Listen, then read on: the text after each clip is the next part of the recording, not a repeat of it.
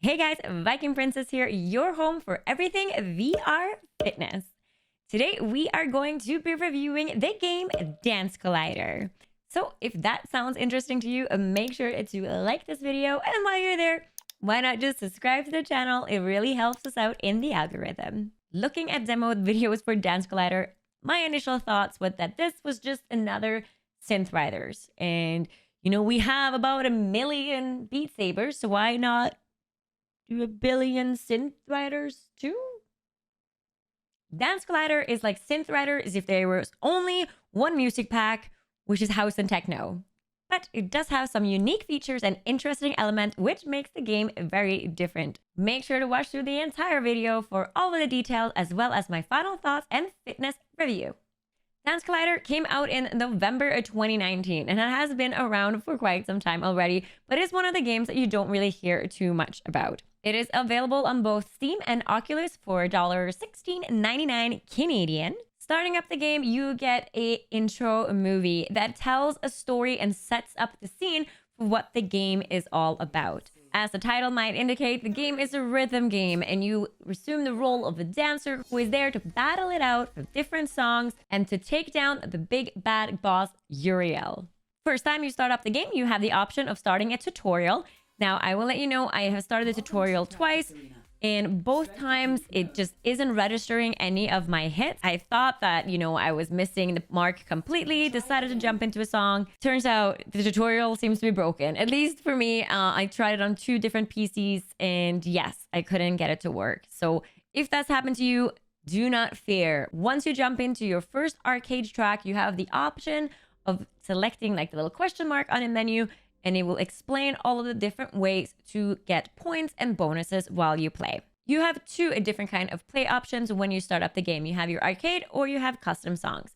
I have not tried loading in any custom songs yet. As with all of my reviews, I stick to the base version of the game, but I will be looking into custom songs later on. Again, if that's something that you would like, make sure to give the video a thumbs up and let me know in the comments below. Firing up arcade, you have the option of choosing your dance character. This is going to be like a big figure dude in front of you that will be dancing along with you to the tracks and keep motivating you to move. Looking at the game's official site, it says 9 dancers. I swear there's 8 because it's like an even squares. Okay, 1, 2, 3, 4, 5, 6. I only see 8. Uriel could be 9th, I guess. The boss. Yeah, that would make sense. Select the character that you want to play. You can check out their bio and their dance style. This does affect the choreography to the different music, so do pay attention to it. Find something that appeals to you. Once you select a song, you have the option of changing a few settings in the audio, and you can also get a review as to how to score more points. The basic way of getting points is super easy. You have shields in your hands, and it's just color to color like we have in pretty much every other rhythm game. Nothing new. There are, however, combos. These are balls that are like electric looking and will be tied together with like a little lightning bulb. Hit those to unlock some extra boost. You also have the yellow square, which is both of your hands at the same time. I'm not going to say it, but I'm going to say it. It's exactly like the yellow balls in Synth Riders.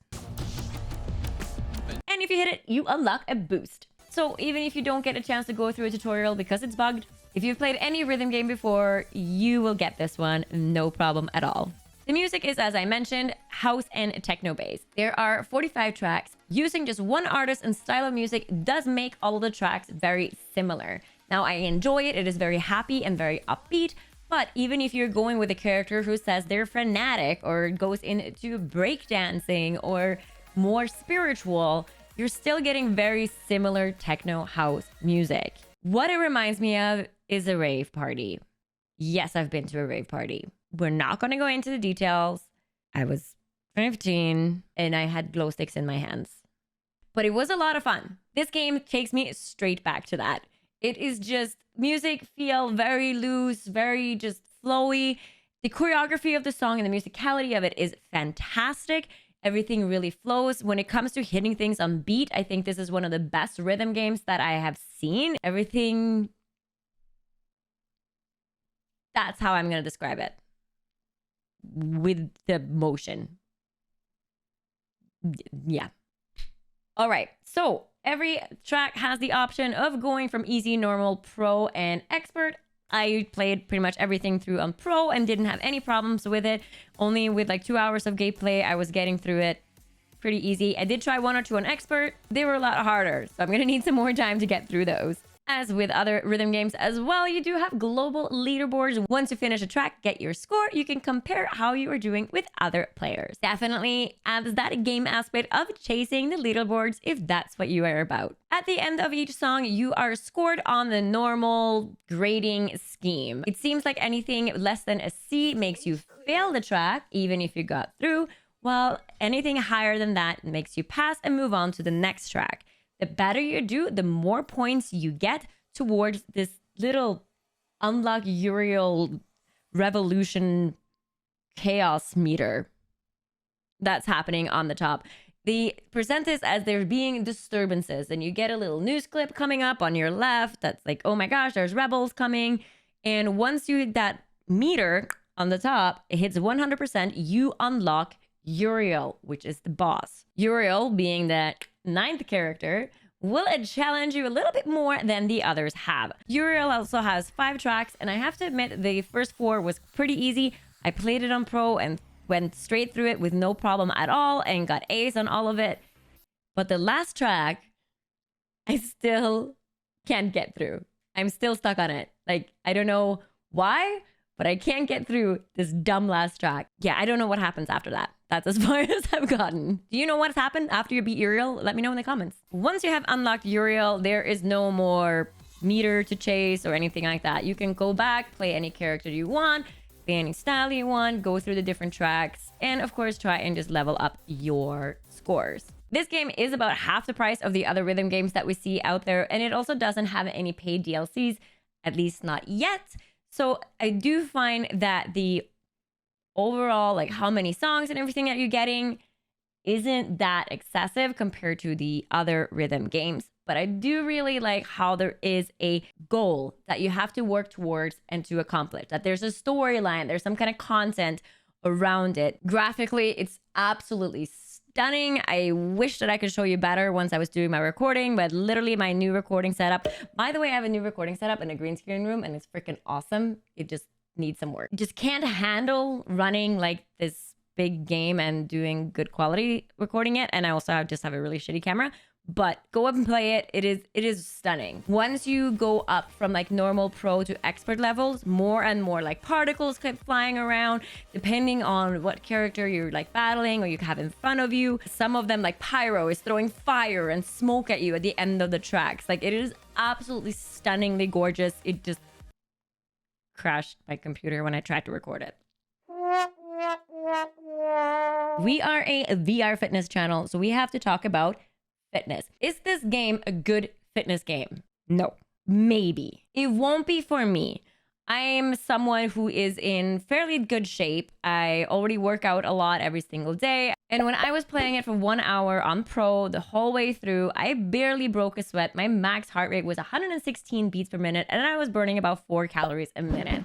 That is less than any other game that I have had on this channel so far. The last game that I looked at that was on the low end of the heart rate was Ragnarok. You can check out my review of that game right here. But even that game has a lot of punches and things happening, and was able to bring up my heart rate more than what Dance Colliders were. Now, the cool thing about Dance Colliders, since I've been kind of comparing it to Synth Riders just a little bit, is that in Synth Riders, you do have like punch mode. If you go in and you have to put that on to get that extra fitness mode that you have to punch your nodes, that is automatically included in Dance Colliders. So yes, you can coast and just, hold and do the thing.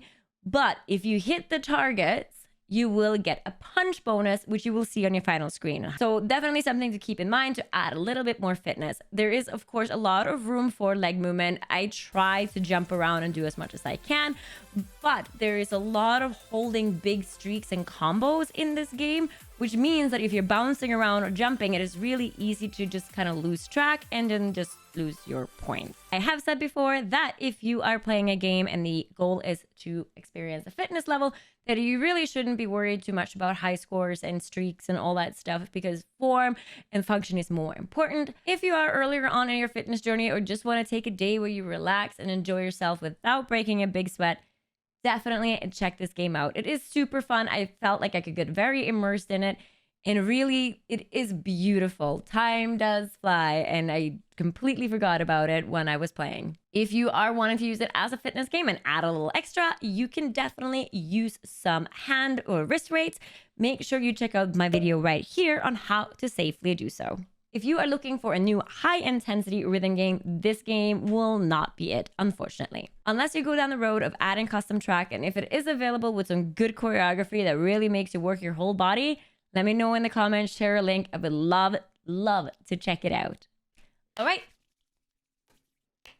Final thoughts. It's a beautiful game. Graphically, it's just stunning. It is smooth. Everything works together. The musicality is on point. Choreography is nice. As a fitness game, I would say it is not worth adding to my repertoire. It just doesn't really make me break a sweat or anything like that.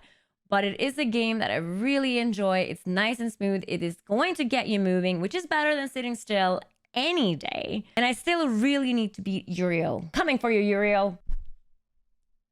I am excited to see if any more DLCs or any more paid content comes out for this game. Also in the future, I will definitely be exploring the custom map options. And for the price that it is very reasonable. Do you agree with my review, or do you have any other thoughts that you would like to share? We would love to hear back from you. And of course, make sure to like this video, subscribe to my channel, and since you're very special and still watching right now, you should go down to the channel and comment, "We're coming for you, Uriel." I'll do it first, so you know how it's spelled. With my new VR recording studio, I hope to be able to get much more content out to you a lot more swifter. Make sure to come back and next week for my summary of my 30-day VR challenge. I'm going to tell you all about it. Looking forward to it. We'll see you then.